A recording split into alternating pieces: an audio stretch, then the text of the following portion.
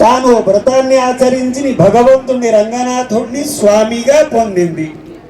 అర్చాస్వరూపుడైనటువంటి రంగనాథుడిని గోదాదేవి వ్రతాన్ని ఆచరించి పొందిన విషయం అది పరమార్థం, యథార్థమైన విషయం.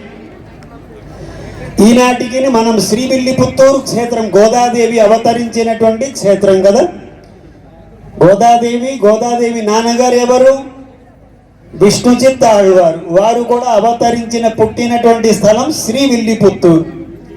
అలాంటి శ్రీవిల్లిపుత్తూరులో గోదాదేవి ఎక్కడి నుంచి వచ్చింది? ఒక తులసి వనం నుండి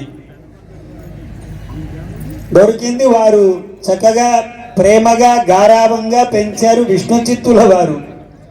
అలా ముద్దుగా పెంచినటువంటి ఒక పిల్ల గోదాదేవి కోదై అని పేరు పెట్టారు. ఓ మాలా అని సంబోధించారు అన్నమాట. చాలా అందమైనటువంటి పేరు. ఆండాళ్ అంటే మనల్ని రక్షించేది కనుక ఆండాళ్ అని కూడా పేరు. తాను శిరస్సులో ధరించినటువంటి మాలల్ని భగవంతుడికి సమర్పించగలిగింది.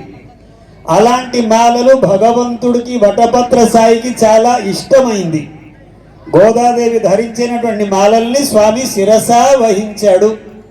అలాంటి గొప్ప వైభవం కలిగినటువంటి మహనీయురాలు, లోకానికి అందరి కూడా తల్లి ఆ గోదాదేవి. ఆమె సాక్షాత్ భగవంతుణ్ణి పొంది మనం ఆ గోదా రంగనాథుని ఇద్దరిని ఆరాధించేలాగా, లక్ష్మీదేవి ఎలాగో గోదాదేవి కూడా అలాగే ఆరాధ్యమైనటువంటి స్థానాన్ని పొందింది. ఒక చిన్ని పిల్ల చక్కటి వ్రతాన్ని తాను ఒక్కతే కాదు అందరినీ కలుపుకొని చేసి నేరుగా భగవంతుణ్ణి పొందినటువంటి ఒక విలక్షణమైనటువంటి చరిత్ర ఇది.